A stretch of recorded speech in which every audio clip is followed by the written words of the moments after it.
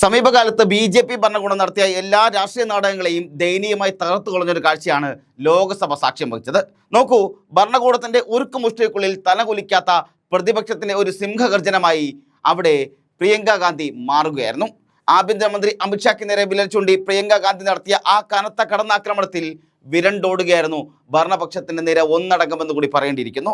ഡൽഹിയിൽ നീതി തേടി തെരുവിലിറങ്ങിയ പാവപ്പെട്ട വിദ്യാർത്ഥികൾക്ക് നേരെ കേന്ദ്ര പോലീസ് നടത്തിയ ക്രൂരമായ അക്രമങ്ങളും പരീക്ഷാ തട്ടിപ്പുകളുമാണ് പ്രിയങ്ക ഗാന്ധി സഭയിൽ തുറന്നു കാട്ടിയത്.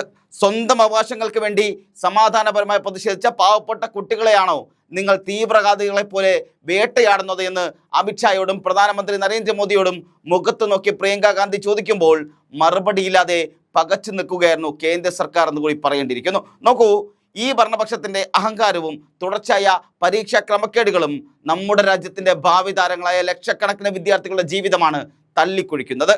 പൂർണ്ണ അധികാരവും അതുപോലെ അഹങ്കാരവും തലയ്ക്ക് പിടിച്ച് യുവാക്കളുടെ വിശ്വാസം തകർത്ത മോദി സർക്കാരിന്റെ എല്ലാ പ്രചരണ തന്ത്രങ്ങളെയും ക്യാമറ നാടകങ്ങളെയും പ്രിയങ്ക ഗാന്ധി തച്ചുടയ്ക്കുകയായിരുന്നു.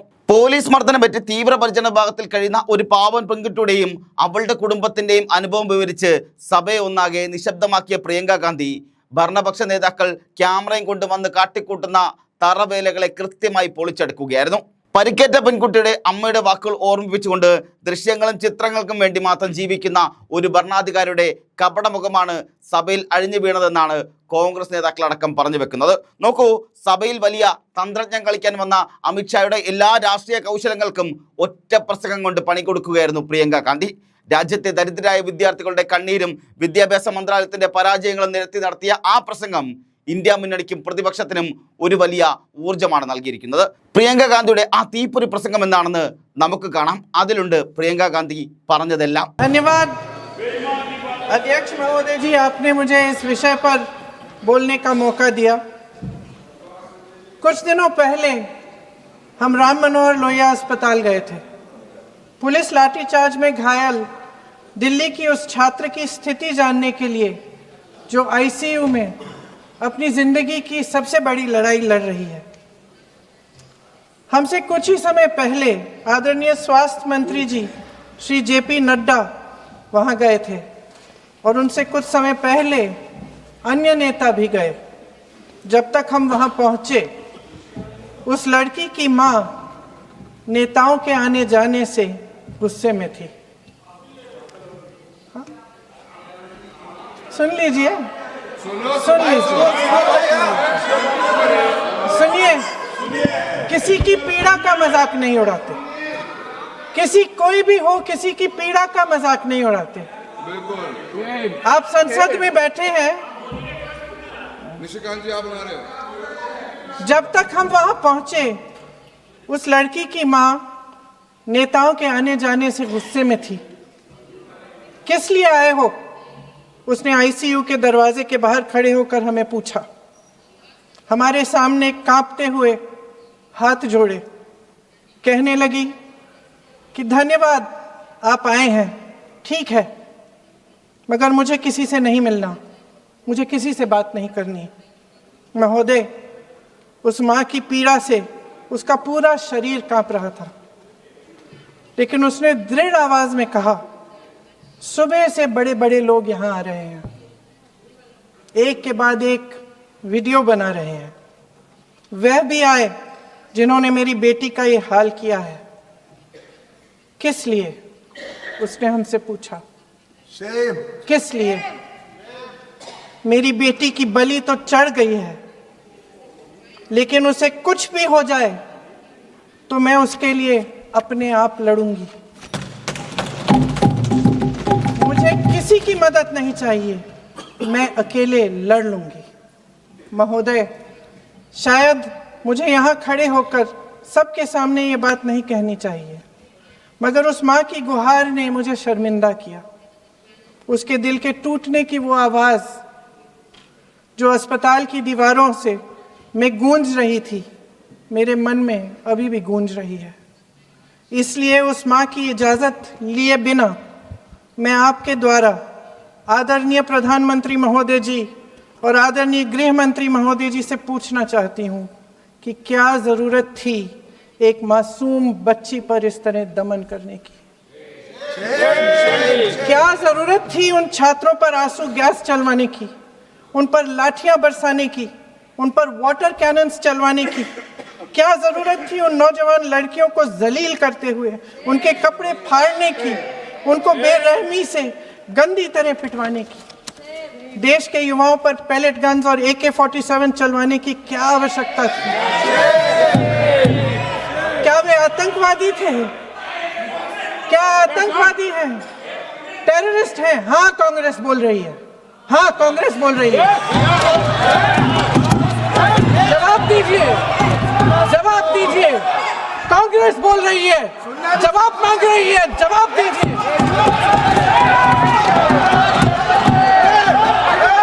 कौन जवाब देगा? कौन जवाब देगा? गृह मंत्री जी जवाब देंगे। किसने ऑर्डर दिया? किसने ऑर्डर दिया पैलेट गन्स चलाने के लिए? किसने ऑर्डर दिया? आपके माध्यम से मैं पूछती हूं अध्यक्ष महोदय, किसने ऑर्डर दिया? प्रधानमंत्री जी ने दिया? गृह मंत्री जी ने दिया? जवाब देंगे? पूरा देश पूछ रहा है, सिर्फ कांग्रेस पार्टी नहीं पूछ रही है, पूरा देश पूछ रहा है। अध्यक्ष महोदय, देश के माता पिता पूछ रहे हैं, छात्र पूछ रहे हैं, अध्यापक पूछ रहे हैं, पूरा देश आज ये पूछ रहा है। और आपकी जिम्मेदारी बनती है कि आप इस सवाल का जवाब दें। क्यों डरते हैं आप इस देश के नौजवानों से? क्यों डरते हैं आप इस देश की बुलंद आवाज से? और उस आवाज को दबाने का हक आपको किसने दिया है? महोदय, ये सदन यहाँ बैठे हुए सांसदों की जागीर नहीं है, ये इस देश की अमानत है। यहाँ बैठे हम सब इस देश की जनता, इस देश के युवाओं, बुजुर्गों, गरीबों, अमीरों और सब धर्मों, सब वर्गों के देशवासियों के सेवक हैं।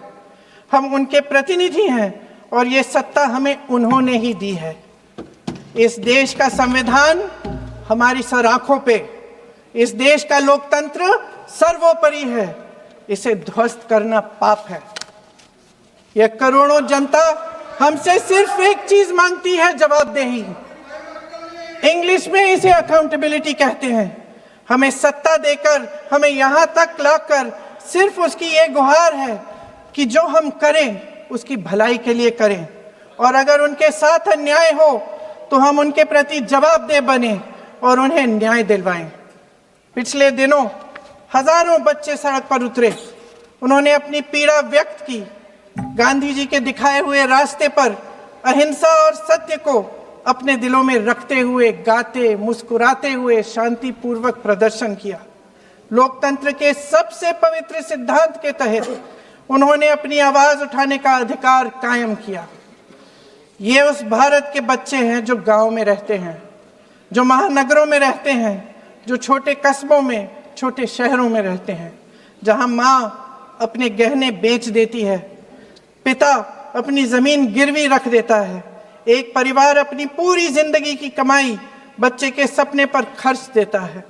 और अब उन्हीं बच्चों को लगने लगा है कि आज इस देश में मेहनत से ज्यादा बेईमानी मायने रखती है, मेरिट से ज्यादा पैसा मायने रखता है। तब सिर्फ एक छात्र नहीं हारता, उम्मीद हारती है। इन परेशान बच्चों ने अपनी उम्मीदें आपसे साझा की। उनकी मांगे क्या थी? कि पेपर लीक करके उनके साथ जो बार बार अन्याय किया जा रहा है उस पर कार्रवाई की जाए, कि जो सिस्टम उनके भविष्य को कुचल रहा है उसे सुधारा जाए, कि जो माफिया उन्हें घेरे हुए है उसे हटाया जाए, कि जिस मंत्री के कार्यकाल में ये सब हुआ वह इस्तीफा दे, कि उन पर बर्बरता करने वालों पर कार्रवाई की जाए और उसके लिए माफी मांगी जाए। बस यही उनकी मांग थी ना, कि जो शिक्षा और स्वतंत्र अभिव्यक्ति का अधिकार उन्हें संविधान ने दिया है उसे कायम रखा जाए। महोदय, हमारे एजुकेशन सिस्टम में कुछ समय से बहुत खामियां भर चुकी हैं। बच्चों पे जो प्रेशर डाला जाता है उसकी वजह से सैकड़ों बच्चों ने आत्महत्या कर डाली है। उससे भी ज्यादा बच्चे डिप्रेशन में डूब रहे हैं। परिवारों पर बच्चों को पढ़ाने लिखाने के लिए घूस, capitation fees, tuition fees, coaching fees आदि के घिनौने दबाव हैं। लोन लेने पड़ते हैं, सामान बेचना पड़ता है और उसके बावजूद कोई गारंटी नहीं कि उनके बच्चों के भविष्य मजबूत बन पाएंगे, क्योंकि बेरोजगारी चरम पे है। इस सरकार ने रोजगार पैदा करने वाले सभी सेक्टर्स को लगातार कमजोर किया। एग्जामिनेशन सिस्टम खुद फेल हो गया है। पिछले दशक में 152 पेपर लीक हुए, 750 करोड़ छात्र प्रभावित हुए, मगर एक भी दोषी, एक भी माफिया को सजा नहीं।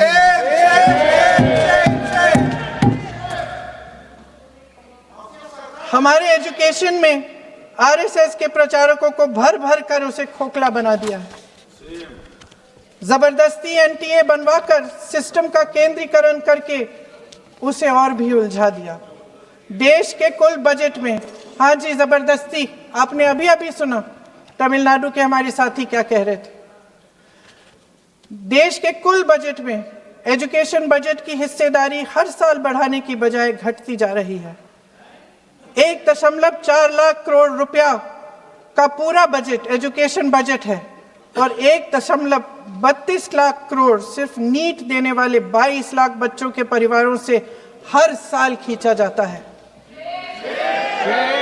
एक और शर्मनाक आंकड़ा भी है। 1.4 लाख करोड़ रुपया हमारा पूरा एजुकेशन बजट और 16 लाख करोड़ रुपए जो मौजूदा सरकार ने बड़े उद्योगपतियों के लोन माफ किए हैं। सोचिए कि इस सरकार की प्राथमिकताएं क्या है। सच ये है अध्यक्ष महोदय कि जिस तरह अस्पताल में उस छात्रा की मां का विश्वास पूरे सिस्टम से हट गया है, उसी तरह देश के युवाओं का भरोसा इस पूरे सिस्टम से टूट चुका है। और जब इस तरह देश के भविष्य, हमारे युवा निराश होकर सरकार और सिस्टम से अपना भरोसा हटा देते हैं, तो उस भरोसे को फिर से बनाने के लिए सिस्टम के अंदर से जवाब नहीं ढूंढा जा सकता, उसके दायरे से बाहर निकलना पड़ता है, नए सिरे से ठोस प्रयास करने पड़ते हैं। अफसोस की बात यह है अध्यक्ष महोदय कि इतना हो जाने के बाद भी आदरणीय प्रधानमंत्री महोदय जी और उनके साथी इस सच्चाई को समझ नहीं पा रहे हैं। वे अभी भी ये सोच रहे हैं कि पीआर, नैरेटिव चेंज और पालतू मीडिया के सहारे एक बार फिर उनकी नैया पार हो जाएगी। परसों शिक्षा मंत्री जी ने शर्मनाक परिस्थितियों में अपना इस्तीफा दिया और कल यहीं मकर द्वार पर मेरे सत्ता पक्ष के सांसदों ने जिंदाबाद के नारे चिल्लाते हुए उनका संसद में ऐसे स्वागत किया जैसे मानो कोई सुपरस्टार पहुंच गए हैं। विडंबना देखिए महोदय, जब भूतपूर्व शिक्षा मंत्री को मुकुट पहनाया जा रहा था, स्वागत हो रहा था उनका, तब महाराष्ट्र में एक परिवार पेपर लीक पीड़ित अपनी बेटी की आत्महत्या का शोक मना रहा था। आपकी सरकार ने देश के करोड़ों छात्रों को क्या संदेश दिया? आपको किस बात का गौरव है, किस बात का अभिमान है? ये कौन सा अहंकार है? जहां आंखों में शर्म होनी चाहिए, वहां बेशर्मी और स्वागत के नगाड़े बजाए रह रहे हैं। एक तरफ मातम है, दुख है, यहाँ फूल माला डाल रहे हैं। कोई आप पर कैसे यकीन करे? प्रधानमंत्री महोदय जी ने नया शिक्षा मंत्री चुना, एक ऐसे व्यक्ति को इस पद पर आसीन किया जिसने एक गर्भवती महिला के बलात्कारियों की रिहाई पर अपनी सहमति व्यक्त की, खुशी जताई। देश की करोड़ों लड़कियों को प्रधानमंत्री जी ने क्या संदेश दिया?